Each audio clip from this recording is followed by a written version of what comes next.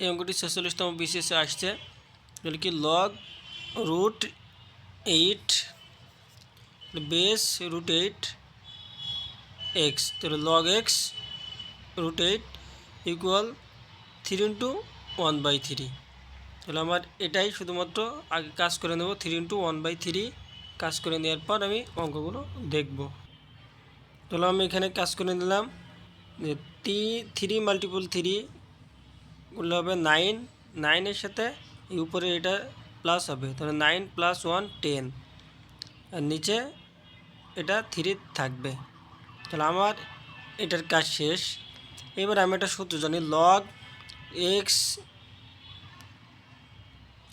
Base ভিত্তিক এ equal to, এর formula হবে এই এক্স ইকুয়াল এ, আর এখানে যেটা থাকবে এটা পাওয়ার চলে যাবে। এই সূত্রটা জানলেই আমার এখানে খুব ইজিভাবে হবে। তাহলে যেমন বা আমার এখানে যেমন আসছিল প্রথমে কী ছিল লগ এক্স, তাহলে এখানে আছে লগ এক্স, তাহলে আমি লিখব এক্স ইকুয়াল, এখানে যেমন ছিল এবার এ, তাহলে এখানে এর জায়গায় আছে রুট 8, আর এখানে 2 পাওয়ার চলে গেছে, তাই এখানে পাওয়ার চলে যাবে 10/3। তাহলে এখানে এতটুকুর কাজ করবে। তাহলে আমার এখানে রুট 8কে আমি যখন ভাঙাবো তো 2 মাল্টিপল 2, তাহলে আবার রুট 8 ফিরে যায়। তাহলে 8কে ভাঙালে 3টা 2 হয়, পাওয়ার রেখে দিলাম, রুটও রাখলাম। এবার 2 কয়টা আছে পাওয়ার? 3টা, তাহলে 2 টু দ্য পাওয়ার 3, রুট থাকবে, পাওয়ারটাও থাকবে।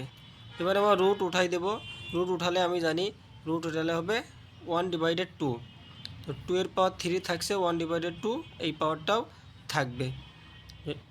এই 3-র সাথে 1 মাল্টিপল হবে, 3 × 1 3/2, আর 10/3 এটা থাকবে, পাওয়ার মাল্টিপল হয়। তাহলে এখানে 3 কাটবে, 10কে 2 দিয়ে ডিভাইডেড করলে হবে 5, তাহলে 2 টু দি পাওয়ার 5, অর্থাৎ 2 অর্থাৎ 2 5 বার গুণ, 2 2 2 2 2 5 বার, 2 5 বার গুণ করলে হবে 2 দুগুণে 4, 4 দুগুণে 8, 8 দুগুণে 16, 16 দুগুণে 32, তাহলে এখানে অ্যান্সারটা 32 আসবে।